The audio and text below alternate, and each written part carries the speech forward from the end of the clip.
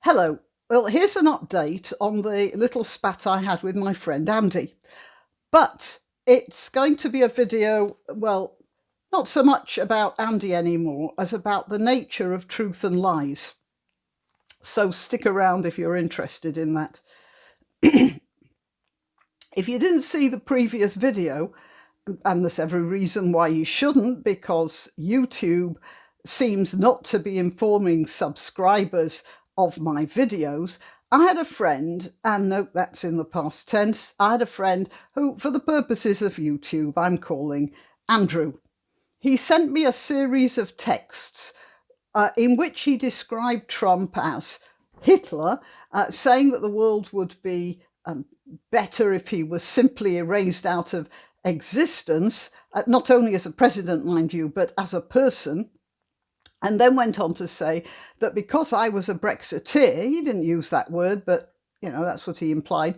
And because I was a Brexiteer, I would be supporting Trump even though he really does eat babies and could only be kept from pushing the nuclear button by a set of men in white coats who supervised him 24/7. All right, I'm exaggerating, and he didn't actually say that, but that's pretty close to what he did say. Anyway, basically he said that I would support the most evil man on the planet because I had certain political opinions.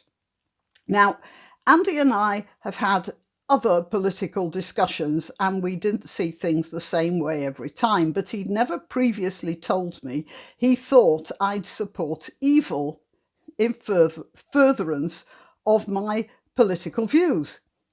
What I didn't tell you when I spoke about him in my last video was that, well, I left something out, you see, because I'm not going to go into it, but it was one of those situations where someone tells you what they think you're thinking, and you know damn well that what's going on is that they're thinking it and projecting it onto you. I was very offended by that. But, well, something strange happened to me on this occasion, and it's to do with my reaction to his comments. You see, before this, and I'm sure some of you may know what I'm talking about here. It could have happened to you. Before this, I would have probably not said anything. I didn't want to pick a fight. I didn't want to be unpleasant. I'd have thought, well, they're good friends, or he's a good friend, or whatever, and I don't want to upset him, and I want to stay friends, so I'll keep quiet. And then what would have happened, and I know this because it's happened to me before, that I wouldn't have said anything, but my feelings about that particular person would have changed. And thereafter, if he or she had contacted me, I'd have been polite, but, well, just a bit detached, I suppose, because the warmth would have gone out of my feelings towards this person. It's not that I would have made a conscious decision to do all of this. It would just be that I wouldn't find such interaction pleasant anymore, and so I'd avoid it. That's happened to me, I don't know, 2 or 3 times in my life up to now. The thing is that thinking about it, of course, the other party wouldn't actually know what was going wrong. If they thought about it at all, that is, they'd probably just regard the situation as a natural drifting apart. Well, it would certainly be a drifting apart, and I'd lost my friend anyway. So not speaking up didn't change the situation. It wasn't as if the friendship could have continued the way it was, even if I'd ignored it. So this time it was different. Perhaps making YouTube videos has taught me to say what I think rather than keeping things to myself. You develop a habit of keeping things to yourself, don't you? Especially if you're a woman. And especially if you're a woman in my generation. Girls were definitely not encouraged to express themselves too frankly when I was being brought up. I think one of the things my father said to me was, don't say you have these political opinions one way or the other because you'll never find a husband. Something like that. And that was my father. In fact, now I come to think of it, that's one of the reasons a lot of people didn't like Margaret Thatcher.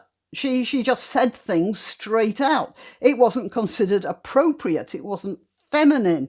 And as I said in another video, that's why the satirical TV puppet show Spitting Image, which was supposed to be written and played out by liberals, they depicted her in a man's suit.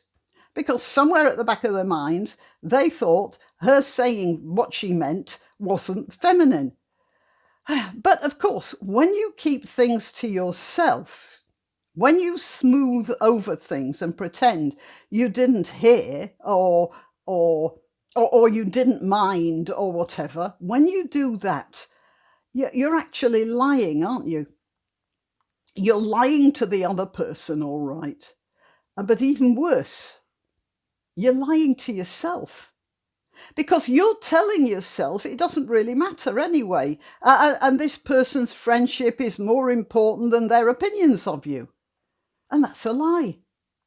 And lying, well, lying drags you down. When I finally sent off that email telling him what I thought of him, and especially what I thought of his opinions of me, I felt as if I'd thrown off a weight of chains. I felt such a sense of freedom. It actually astonished me. It was like I'd been stuck in a room or a box or something, and suddenly one wall just fell away. Freedom. I've just realized you can free yourself of your own lies. I don't know how many mails I got from different people who said they're not saying things to their friends because they don't want to lose them. I want to tell you, you're lying to yourself. You're lying to yourself that they're friends. Sooner or later, something's going to slip out and they'll know your ugly secret. And meanwhile, the lies you're telling yourself and the chains you keep on what you're saying, they weigh you down. You can free yourself from your lies. And when you do, it's a wonderful feeling.